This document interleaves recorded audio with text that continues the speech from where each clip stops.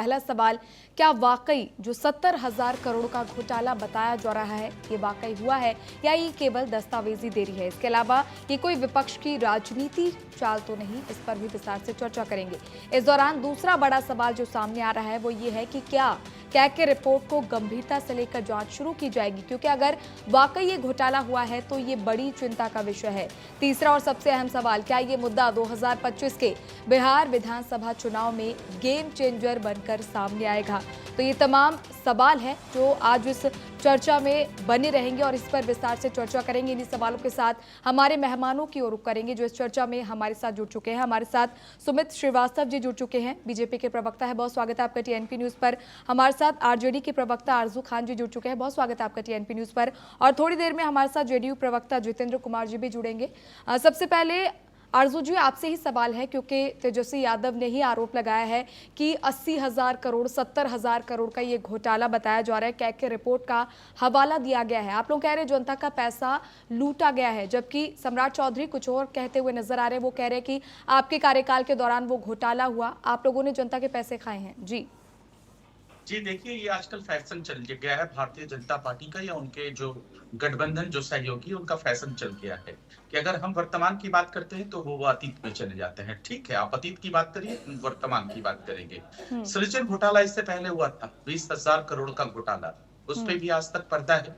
एक मुजफ्फरपुर बालिका गृह कांड हुआ था, आज तक उसकी बच्ची डबल इंजन सरकार में लापता है, आज तक नहीं निकल पाई। बिहार में जितने भी आपको पेपर्स होते हैं, चाहे वो बीपीएससी का पेपर हो, चाहे फिर वो नीट का पेपर लीक का मामला, ये सब भ्रष्टाचार है, ये सब घोटाले हैं। एक ही पुल आज तक 10 सालों से निर्माणाधीन है, लगातार 3 बार गिर चुकी है वो पुल, ये है सबसे बड़ा घोटाला।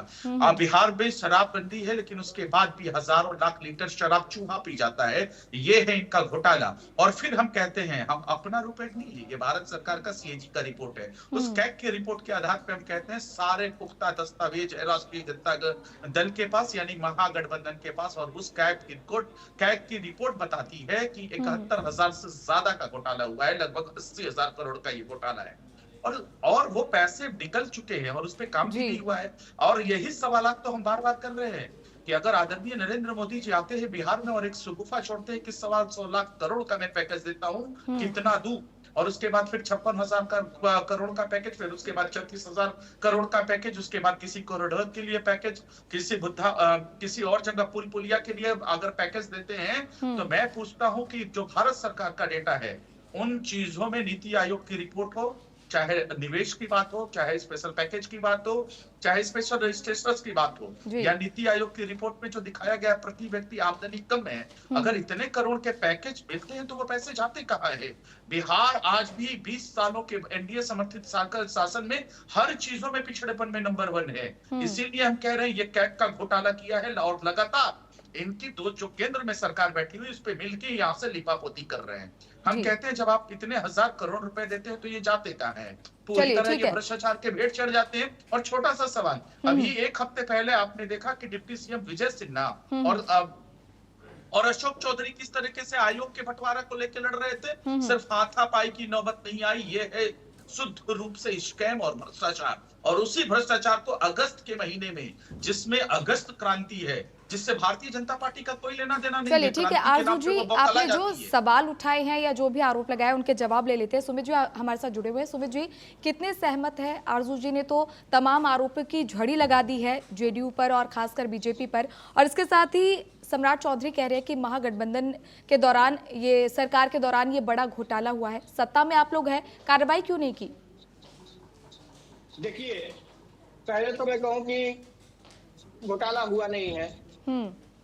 दूसरी बात, आरजू जी आरोप लगाकर बच जा रहे हैं। अरे कागज पढ़िए ना, कहाँ घोटाला हुआ है उसमें तो देखिए। घोटाला हुआ ही नहीं है, ये कागज पढ़े नहीं है, आधी चीजों को पढ़ के और कैद कर रहे हैं। पूरी चीजों को पढ़ के बताए ना कि कहाँ घोटाला हुआ नहीं है, ये क्लियर है। और 2023 से 24 के बीच की बात कर रहे हैं, उस समय तेजस्वी यादव उप मुख्यमंत्री थे बिहार के, तो ये अपनी सरकार को खुद करने के लिए खड़ा कर रहे हैं। ठीक है, आंकड़ों की बात करेंगे अगर तो घोटाला हुआ ही नहीं है। केंद्र ने जो आपको फंड दिया था उसको सरसरा यूज किया गया है, ये रिपोर्ट है। और रिपोर्ट जो है वो महामहिम राष्ट्रपति महामहिम राज्यपाल जी को भी दी गई है, विधानसभा में पेश की गई है जी। और लेखा समिति को दी गई है। लेखा समिति में विपक्ष के लोग ही समिति में अध्यक्षता करते हैं। तो इनकी समिति ने क्यों नहीं उस समय रिपोर्ट पे आएगा लगाया? जनता को गुमराह करने का काम मत करें। सच बहुत दिन तक छिपता नहीं है, झूठ की उम्र लंबी नहीं होती है, मैं बार बार कह रहा हूँ। इनको कागज पढ़ के आना चाहिए, कहाँ घोटाला हुआ है ये पता है, कहीं घोटाला नहीं है। आप एक चीज समझिए, ये जिसको घोटाला कर रहे हैं हमारे नेता ने, मुख्यमंत्री ने जी। आरजू जी लौटूंगे आपके पास। जी सुमित जी, एक छोटा सा सवाल इसमें ऐड करना चाहूंगी। तेजस्वी यादव कह रहे हैं कि हिसाब मांगा गया, सरकार हिसाब नहीं दे पाई। जी उसका सच कहा ना हमारे मुख्यमंत्री ने कि देरी हुई है, घोटाला नहीं हुआ है। घोटाला और देरी में अंतर होता है। घोटाला मतलब हो जाना, जैसे चारा घोटाला था, जमीन घोटाला था, नौकरी के बदले जमीन वाला वो घोटाला था। देरी को आप घोटाला नहीं कर सकते, हिसाब दिया जा रहा है। आप एक चीज समझिए ना, पहला तथ्य 2023-24 में सरकार के पास कुल 10,14,250 रुपए आते हैं और उसमें लगभग 10,13,523 रुपए खर्च किए जाते हैं। तो जनता का पैसा जनता के पास गया, इसमें घोटाला कहाँ हो रहा है? चलिए आरजू जी, आप कुछ ऐड करना चाहते हैं? जी। इस तरह पढ़ा जाता है, जिस तरह से ये FIR में बेनकाब हुए, पूरी तरह से विपक्ष का भद्द पिट गया। फिर जी, अब जवाब ले लीजिए, अब जवाब ले लीजिए, अब जवाब ले लीजिए, अब जवाब ले लीजिए, जनता के बीच में अब जवाब ले लीजिए साहब, अब जवाब ले लीजिए, अब जवाब ले लीजिए। आरजू जी, ये इन्होंने तो खुद अपनी सरकार के ऊपर उंगली उठा दिया कि इनकी सरकार नकारा और निकम्मी है। इसलिए मैं इस सरकार को नकारा और निकम्मी कहती हूँ कि इतने दिनों से आप बैठे हुए हैं और 17 महीने की अगर सरकार में ऐसा कुछ हुआ तो आप कर क्या रहे थे? जी। आपके हाथों में क्या फेविकोल लगा हुआ था क्या, या मुंह में दही जमी हुई थी? आपने क्यों किया? जब हम खुलासा करते हैं तो आप प्रतिक्रिया देते हैं कि ये उनके शासन सत्ता में हुआ है, तो आप बेशर्म सियासत करते हैं, यानी कि आप निकम्मी सरकार है, आपको कुर्सी पे बैठने का कोई दायित्व नहीं है। जिस चीजों को विपक्ष उठाती है उसको आप उसी के ऊपर जो है उसी के ऊपर रिटर्न कह देते हैं कि ये उनके वक्त में हुआ, ये है नया फैशन। और ये भारतीय जनता पार्टी में अक्सर होता है। जब देश के आदरणीय प्रधानमंत्री, जिसको भ्रष्टाचारी कहते हैं, भी अजित पवार को देख लीजिए ना, सीधा सीधा उदाहरण है, उनकी जगह जेल की सलाखों के पीछे थी। जो देश के आदरणीय प्रधानमंत्री कहते थे, छगन भुजबल की जगह जेल के सलाखों के पीछे थी। ठीक है, और इलेक्शन होता है और इलेक्शन के बाद भ्रष्टाचारियों को अपने पार्टी का कैबिनेट का मंत्री और डिप्टी सीएम बनाते हैं। तो इस तरीके की इनका तो रिवाज है, इनका चाल चलन है, इनका तो चाल चलन उस तरीके का है। जो चीजें विपक्ष उठाती है वो कहते हैं अपना पक्ष रखेंगे जी, विपक्ष का ही है। ये इस तरीके का मतलब, ये मतलब क्या परसेप्शन है? अरे परसेप्शन, अगस्त के महीने में हम आपकी कलई खोलेंगे और प्रदेश की जनता के बीच में जाएंगे, 14 करोड़ आवाम के बीच में, और सृजन के साथ, शराबबंदी के साथ। जी सुमित जी, अपना पक्ष रखेंगे। आरजू जी, चलिए ठीक है। सुमित जी, सब चीजों का भंडा फोड़ करेंगे। आगे जवाब ले लीजिए। मैंने सीधा कहा कि घोटाला हुआ ही नहीं है, हमने स्पष्ट कहा कि घोटाला हुआ नहीं है, दे दी हमारे नेता ने कहा। तो हिसाब दिया जाएगा। सुमित जी, आप कह रहे हैं हिसाब दिया जाएगा। जी आरजू जी, बारी बारी मैं भी अपना सवाल रख लूं, जी सुमित जी अपना पक्ष रखेंगे। आरजू जी, पहले उनकी बात कंप्लीट कर लेते हैं, फिर मैं अपने सवाल लेकर आऊंगी। जी सुमित जी, अपनी बात कंप्लीट करेंगे।